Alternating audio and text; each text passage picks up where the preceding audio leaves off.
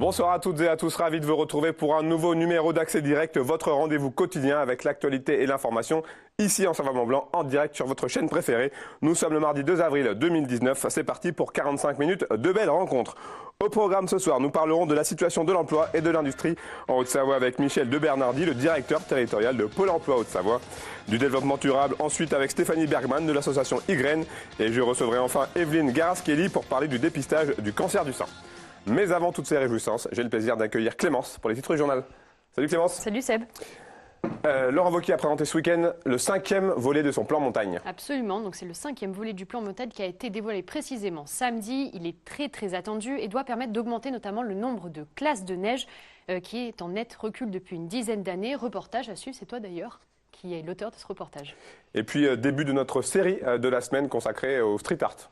Oui, exactement. Alors le graffiti plus précisément, certains le qualifient d'art, d'autres le fustigent. Le graffiti s'est imposé comme un art de rue. Juliette Vincent-Sény s'est intéressée à ce mouvement à travers des portraits de graffeurs. Ce soir, c'est le portrait de Graffmat, le premier épisode de notre série Haute en couleurs. Très belle série en tout cas. À tout à l'heure Clémence. Allez, on débute cette émission avec notre premier invité dans notre rubrique Dans l'actu. Et j'accueille ce soir Michel de Bernardi. Bonsoir. Bonsoir. Alors vous êtes le directeur territorial de Pôle emploi Haute-Savoie. On va parler de l'industrie notamment, mais avant toute chose, on va d'abord tirer un petit bilan. Quel bilan vous tirez-vous de l'année 2018 pour l'emploi en Haute-Savoie? Eh bien, une très bonne année, un peu moins bonne que 2017, mais quand même excellente. L'économie de la Haute-Savoie, c'est une économie qui va très bien, dans une économie régionale qui va plutôt bien, et dans une économie nationale qui s'améliore. Donc tout va bien. Alors vous l'avez dit, un petit peu en recul par rapport à l'année dernière, mais la tendance est quand même relativement positive. Oui. En recul dans la progression, donc on continue à progresser, on progresse juste un peu moins vite, mais ça continue à progresser. Comment on peut expliquer ce phénomène? On l'a dit, on sait, la Haute-Savoie, territoire très dynamique. C'est un territoire très dynamique qui a cette chance assez rare d'avoir plusieurs ressorts qui l'apportent. Une économie touristique, une économie industrielle, les services habituels et la proximité de la Suisse. Quels sont les secteurs qui fonctionnent le plus et qui recrutent le plus? Alors les secteurs qui fonctionnent le plus, c'est assez traditionnel en Haute-Savoie, c'est tout ce qui tourne autour du tourisme et tout ce qui tourne autour de l'industrie. Donc l'industrie qui représente quand même une très bonne partie de l'activité. L'industrie, on va parler plus précisément de l'industrie. Là, on a beaucoup de choses à dire, notamment on pense à décolletage. Une fois de plus, la Haute-Savoie montre son savoir-faire. C'est vraiment une spécialité aux Savoyardes. Tous les métiers du travail du métal, en particulier donc le décolletage et tout ce qui tourne autour de l'usinage, ça représente une part non négligeable de l'activité. C'est le premier employeur industriel de Haute-Savoie. Alors premier employeur, et pourtant, situation un petit peu paradoxale, il y a certains sites où on n'arrive pas à recruter. Comment ça s'explique? Ça s'explique tout à fait, parce qu'à partir du moment où c'est une activité spécifique qui nécessite des qualifications, des compétences, et qui est très concentrée dans certains secteurs, et très concentrée en Haute-Savoie, c'est forcément là où il y a le plus de difficultés de recrutement. Mais il y a d'autres secteurs qui sont en tension aussi. Lesquels? Eh bien, tout ce qui tourne autour de l'hôtellerie, restauration, du tourisme. En gros, on peut dire que quand même, compte tenu du fait qu'on a un taux de chômage de 6,6 en Haute-Savoie, en moyenne au Savoyarde. Ou bien en deçà de la moyenne nationale. Très en dessous de la moyenne nationale, eh bien forcément, beaucoup de métiers sont en tension, c'est-à-dire où on a un peu plus de difficultés à recruter, mais on trouve toujours quand on cherche bien. Alors pour revenir à ces industries, on se rend compte qu'elles sont obligées de vivre avec leur temps, d'évoluer pour attirer un nouveau public? Alors, beaucoup d'évolutions, effectivement, dans les métiers. L'arrivée de tout ce qui est mécatronique, tout ce qui est électronique et informatique dans l'industrie, dans la mécanique, tout ça, ça nécessite justement d'attirer des compétences nouvelles et d'élever le niveau de formation en général. Ce savoir-faire au Savoyard, il s'exporte à l'international? Il s'exporte énormément à l'international. La plupart des entreprises qui travaillent sur les métiers de l'industrie sont très exportatrices en Haute-Savoie. On a vu il y a 2 semaines la semaine de l'industrie qui a eu lieu. J'imagine que c'est une opération que vous, en tant que directeur territorial du Pôle emploi, c'est une opération que vous appuyez? Alors, c'est une opération de l'État, mais pour lesquelles, évidemment, Pôle emploi est partie prenante et on est intervenu dans la plupart des manifestations. Et actuellement, on organise dans chacune de nos agences, toutes les semaines, au moins une manifestation, une action pour essayer de trouver des salariés pour ces secteurs-là. Parlons un petit peu des perspectives pour les années à venir. Est-ce que l'industrie au Savoyard va rester au top? Je ne suis pas Madame Soleil. En tout cas, d'après les projections. Compte tenu de la bonne santé du secteur, compte tenu de la compétence qu'il y a sur le territoire, compte tenu de la qualité des entreprises et de leur représentativité internationale, à mon avis, c'est même très certainement un secteur d'avenir. Il y a une vraie plus-value du savoir-faire au Savoyard quand on voit toutes ces entreprises, notamment en termes de décolletage? Complètement, c'est le double effet de la concentration et de la spécialisation d'un territoire. Ça ressemble un petit peu à l'Italie du Nord, si vous voulez. Et c'est véritablement une spécificité, une spécialité qui s'exporte et qui est reconnue au niveau international. On approche de la fin de saison, notamment la saison touristique hivernale. On a beaucoup parlé des conditions de travail des saisonniers. Vous, en Haute-Savoie, comment est-ce que vous jugez? On a exactement les mêmes problématiques que sur les autres territoires touristiques. Que ce soit d'ailleurs sur la Méditerranée, par exemple, ou sur le bord de mer, ou dans les autres territoires de montagne.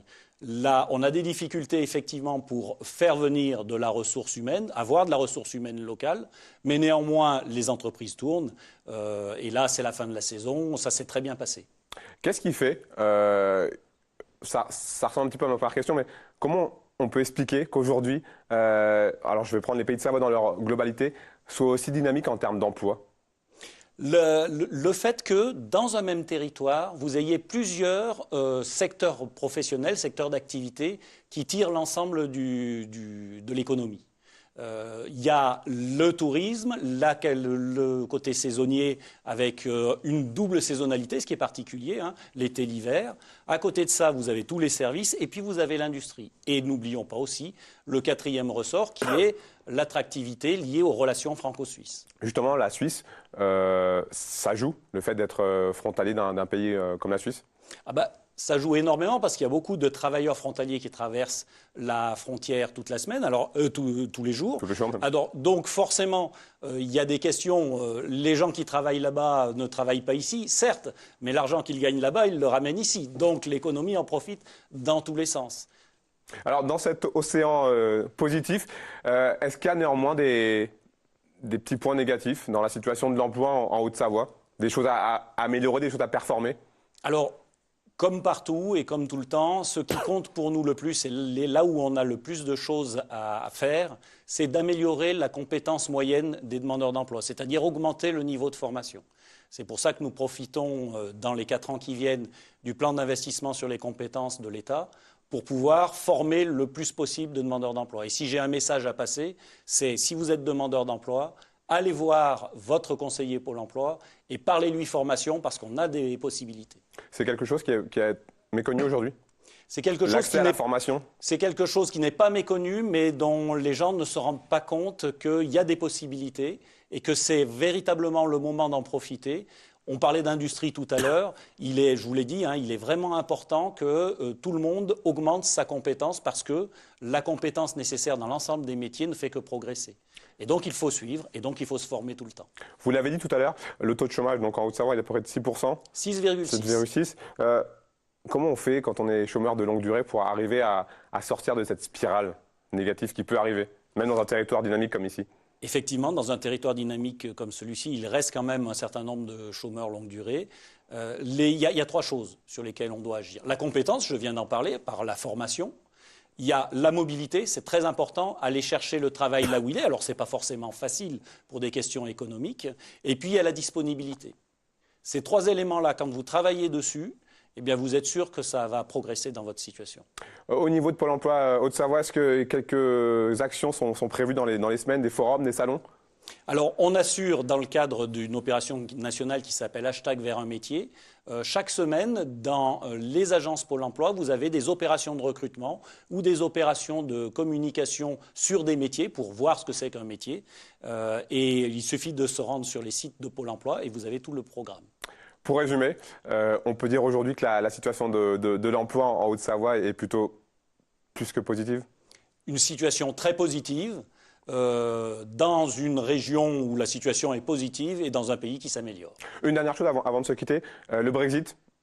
Le Brexit. Quel peut être, pour l'instant on sait que c'est compliqué, les députés anglais n'ont pas encore décidé, mais quel pourrait être l'impact sur l'emploi en Haute-Savoie? On a beaucoup d'entreprises qui travaillent avec la Grande-Bretagne. Néanmoins, pour en discuter régulièrement dans les instances préfectorales et avec la Banque de France, on sait que les entreprises du territoire s'y préparent. Bon, après, c'est un peu comme l'économie. Je ne suis pas Madame Soleil, je ne peux pas vous dire ce qui va se passer. Merci beaucoup, Michel de Bernardi, pour toutes ces précisions. À bientôt. À bientôt. Allez, on enchaîne avec notre revue de presse. Clémence est de retour sur le plateau. Revue de presse quotidienne, non exhaustive, je précise, parce qu'on a beaucoup de choses, on ne peut pas parler de tout. Clémence, on va commencer avec des capteurs intelligents installés dans les rues de Chambéry. Et oui, alors c'est un peu la mode du tout connecté et Chambéry n'échappe pas à la règle. La ville va installer une 50aine de capteurs dits intelligents dans le quartier du Carré Curial d'ici cet été. J'ai piqué l'article sur France Bleu, Pays de Savoie. Alors, à quoi servent ces capteurs? Tout simplement, eh bien, ils vont surveiller les poubelles, le niveau de bruit et de pollution notamment. Le but, c'est d'améliorer le confort de vie des habitants en recueillant des données en temps réel. Alors, plus concrètement, voilà l'utilisation. Il y a déjà un seul capteur pour le moment qui est installé au niveau du Carré Curial, au-dessus d'un bar.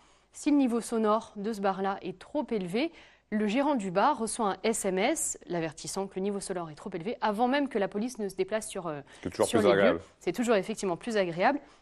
Et pour les poubelles, par exemple, si une poubelle est déjà trop remplie et que le capteur la détecte, une collecte pourra être en plus faite pour débarrasser des déchets. Et toutes les données récoltées par les capteurs seront aussi consultables pour les habitants. Très bonne initiative en tout cas. On parle d'une histoire assez folle d'un chien marathonien. Oui, alors c'est une histoire qui est franchement trop mignonne. Je l'ai piquée sur le Dauphiné.com. C'était leur invité d'ailleurs ce matin. Alors, en juin 2016, Dion Léonard, c'est l'homme qu'on voit ici avec son petit chien dans les bras, participe à une course dans le désert de Gobi. Au matin du deuxième jour de course, sur la ligne de départ, un petit chien décide de le suivre à la trace. Ils courent tous les deux les 4 étapes. Alors, 4 étapes, ça équivaut à peu près à 250 km quand même. Hein. Donc ce petit chien qui n'est absolument pas taillé pour la route, il faut le préciser, a couru près de 250 km à travers le désert. Ils deviennent inséparables. Le petit chien est baptisé Gobi, tout simplement. Et Dion décide de ramener la petite chienne en Écosse avec lui. Alors le temps d'aller faire les papiers chez lui en Écosse, il la laisse à une des organisatrices de la course. Problème, la chienne se sauve entre-temps. Ni une ni deux, il prend un avion, il retourne sur les lieux de la course pour retrouver la chienne et il va effectivement la retrouver. Ils ne se sépareront plus du tout après et le duo vit maintenant à Chamonix. Donc c'est une belle histoire qui est aussi devenue un livre qui s'appelle Gobi et moi et qui sort le 3 avril. Une petite histoire toute mignonne. Voilà, pour cette revue de presse, j'en avais envie. Et toi Seb, tu nous parles alors la raclette qui porte chance. Oui. Nos confrères du Messager ont peut-être trouvé la brasserie porte-bonheur pour les amateurs de la Française des Jeux. En février dernier, un Annécien avait remporté la coquette somme de 50 000 € en validant son ticket d'Amigo à la brasserie La Raclette, une brasserie située du côté d'Annecy-le-Vieux, je le disais. Et en mars, rebelote avec un nouveau vainqueur, cette fois-ci au Loto-Foot, 429 561 €. Donc un joli ticket qui a été lui aussi validé, enregistré donc à La Raclette. Donc voilà, ça fait le bonheur du gérant de l'établissement. Et petite précision, l'établissement justement est situé rue de l'Espérance. Je vais peut-être aller jouer ce soir, effectivement. Je pense qu'il faut tenter le coup. Et pour ta deuxième revue de presse, les radars nouvelle génération qui arrivent sur nos routes. Voilà une info qui devrait tous nous intéresser. 400 radars comme ceux-ci vont être installés en 2019, puis en 2020. Ils s'appellent les Mesta Fusion. C'est leur nom et ces radars sont capables de flasher plusieurs voitures à la fois. Mais aussi, et c'est là que ça peut nous intéresser, de repérer les conducteurs sans ceinture et les conducteurs qui utilisent leur téléphone portable. Positionnés à 4 mètres de hauteur, ces nouveaux radars seront plus difficiles à casser selon les pouvoirs publics. Donc voilà, 400 en 2019 et 3 fois plus en 2020. Donc attention si vous êtes au volant. Évitez les imprudences de toute façon sur la route. Et les infractions. Merci beaucoup Clémence, on te retrouve pour la fin et le rappel des titres.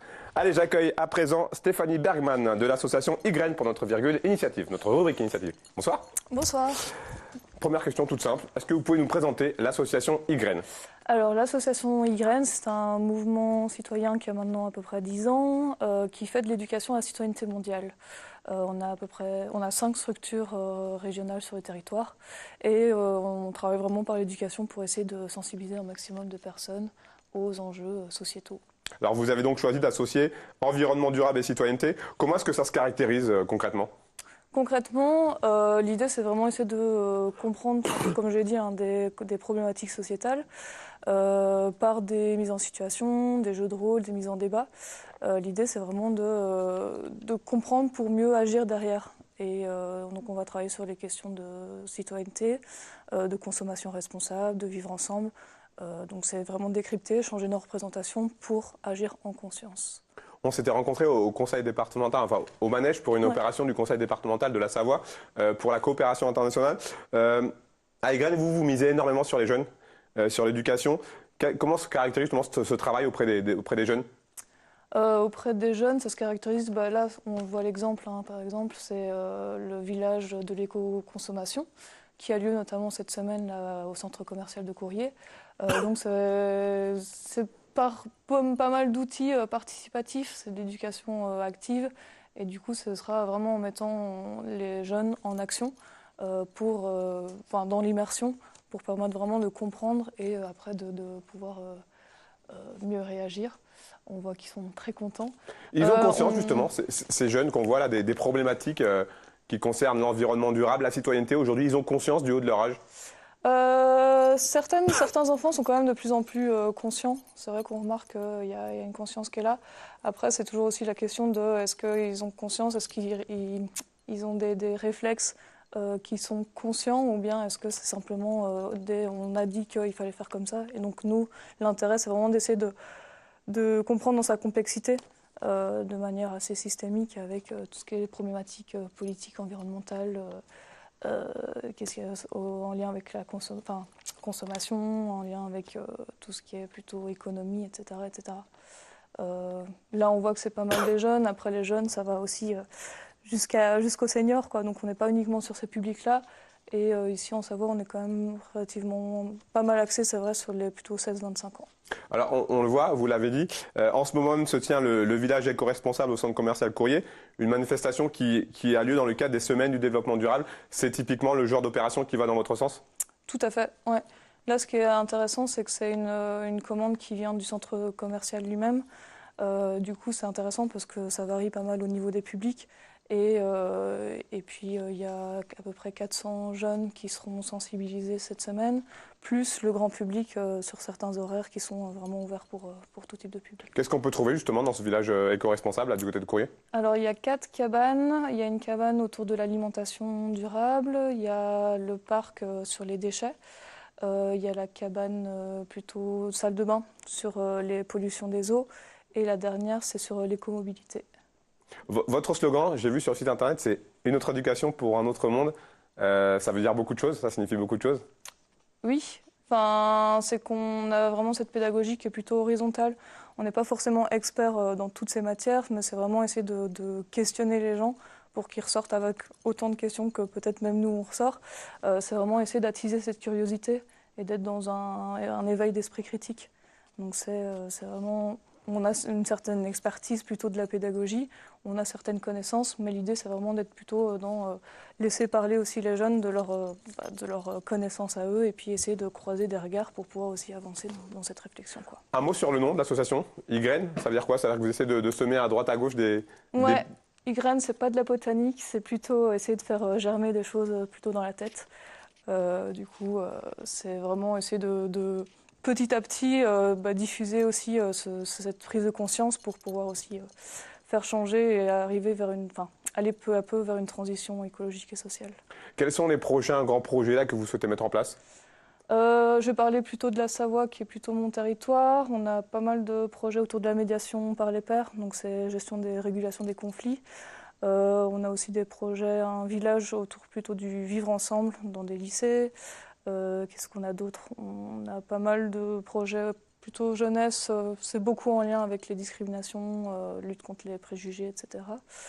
Et puis un dernier pour la route. Ça me sort de l'esprit. Voilà. Bon, on continuera à prendre de vos nouvelles en tout cas. Merci beaucoup d'avoir fait le déplacement. Bravo pour ce que vous faites. À très bientôt. Et à bientôt. Merci. Merci. Allez, j'accueille ma dernière invitée pour ce soir. Je vous en prie, pour notre rubrique santé, Evelyne Garas-Kelly, une habituée des plateaux, une habituée d'Accès Direct. Ce n'est pas la première fois qu'on vous accueille, c'est toujours un plaisir. Alors je rappelle, vous êtes la présidente du comité féminin de Haute-Savoie pour le dépistage du cancer du sein. Est-ce que vous pouvez nous rappeler déjà le rôle de ce comité?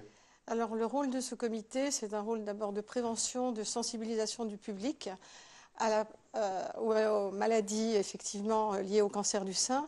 On parle beaucoup, bien sûr, de dépistage. La mammographie, aujourd'hui, est performante. Mais maintenant, nous nous orientons aussi sur la prévention dite secondaire au travers de la nutrition, de l'activité physique.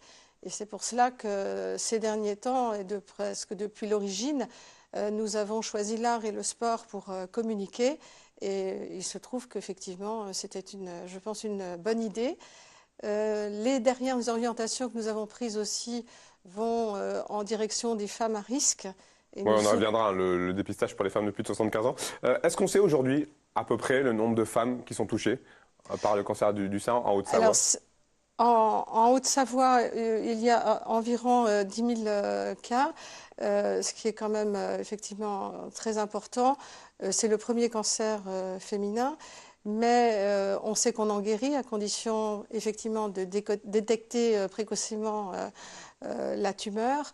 Ce qui est heureusement le cas. Nous avons aujourd'hui, dans le cadre du dépistage organisé, environ 60% des femmes qui répondent positivement, mais il y a des secteurs géographiques qui sont faiblement représentés.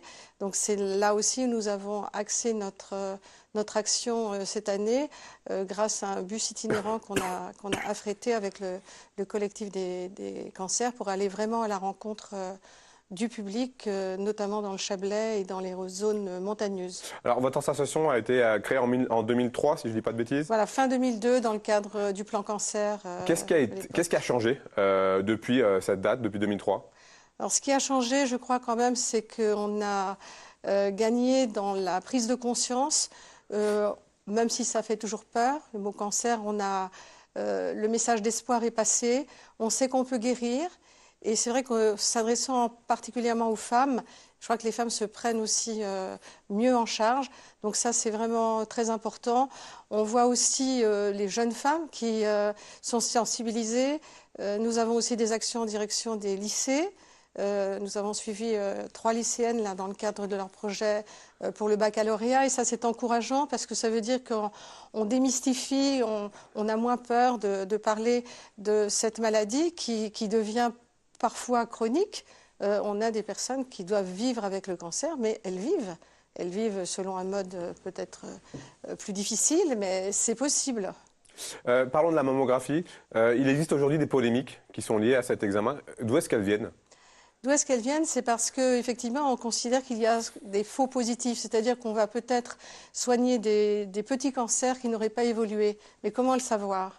Donc, les grands professeurs, je sais que certains médecins ne sont pas tout à fait d'accord, mais enfin, la plupart, quand même, des médecins reconnus, des professeurs, comme professeur Kayat et d'autres, considèrent à juste raison qu'il vaut mieux peut-être soigner un cancer in situ qui n'aurait peut-être pas évolué, et ça, on n'en est pas sûr, plutôt que de laisser passer les choses. Alors, on rappellera jamais assez l'importance du dépistage à tout âge, et notamment après 75 ans. Alors, le dépistage organisé, c'est entre 50 et 74 ans, mais il est vrai qu'il ne faut pas abandonner le dépistage parce qu'on a passé cette barre fatidique. Donc le conseil maintenant, c'est de continuer à se faire suivre. Et le conseil aussi s'adresse aux jeunes femmes, non pas pour faire une mammographie systématique, mais pour se faire surveiller, pour se faire prendre en charge par leur médecin traitant ou leur gynécologue. Et puis, bien sûr, j'en parlais tout à l'heure, les femmes à risque et les femmes à risque, c'est-à-dire génétiques, qui sont identifiées. Donc, c'est pour ça que nous soutenons la consultation d'oncogénétique qui se met en place au Change, puisque maintenant, grâce à la mobilisation, de nombreux dons nous parviennent. Donc, nous avons décidé effectivement de concrétiser cette aide. Et d'autre part, nous adressons aussi aux femmes exclues du dépistage pour des raisons de handicap, que ce soit le handicap sensoriel, la surdité, la malvoyance et aussi le handicap mental. Donc ça, on a commencé par équiper le centre de santé d'un mammographe en bois, réalisé par une maison familiale et rurale, pour préparer ce public à l'examen qui effectivement est peut-être traumatisant pour elle. Et maintenant, nous allons équiper par 2 autres mammographes pour que l'ensemble du département soit couvert. Où en est-on aujourd'hui dans l'avancée des recherches sur le cancer du sein? Alors, il y a de grandes espérances avec l'immunothérapie. On peut considérer qu'à terme, eh bien, 30% des femmes, voire davantage, n'auraient peut-être plus besoin de chimiothérapie, ce qui est quand même un grand espoir, un grand progrès. C'est ce que disait le professeur Kayat il n'y a pas très longtemps. Donc on peut effectivement considérer que la recherche fondamentale va déboucher sur de grands progrès, même si déjà les thérapeutiques sont tout à fait adaptées aujourd'hui. Dernière chose, le plan cancer, le 3e plan cancer a été lancé en 2014. Est-ce qu'on peut dire aujourd'hui qu'il a porté ses fruits ? Oui, il a porté ses fruits, mais effectivement, on change de braquet.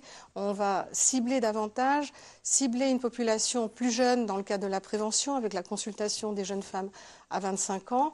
On va cibler les femmes à risque, comme je vous le disais tout à l'heure, parce qu'on aura des consultations plus étendues. Elles existent déjà dans l'arc alpin, à Grenoble, à Chambéry, à Thonon et maintenant à Annecy. Et j'espère que ce sera le cas dans d'autres régions. Donc on va progresser pour justement améliorer la pertinence du dépistage pour peut-être éviter les polémiques. Merci beaucoup, Evelyne Merci Garaskeli. à vous. À bientôt. À bientôt. Au revoir. Allez, j'accueille de nouveau Clémence pour les titres du rappel des titres du journal. Le plan montagne de la région Auvergne-Rhône-Alpes de retour au cœur de l'actualité. Oui, il a été présenté samedi par Laurent Wauquiez au CESI. Le but notamment du plan montagne, c'est d'augmenter le nombre de classes de neige. Et puis début de notre série de la semaine. Notre série de la semaine, elle est consacrée au graffiti. C'est Juliette Vincent-Seigné qui en est l'auteur. Et ce soir, on rencontre, à la découverte plutôt, d'un graffeur qui s'appelle Graffmat. Merci beaucoup Clémence. On se retrouve dans quelques minutes pour le journal préparé par la rédaction. Ne zappez pas, à tout de suite.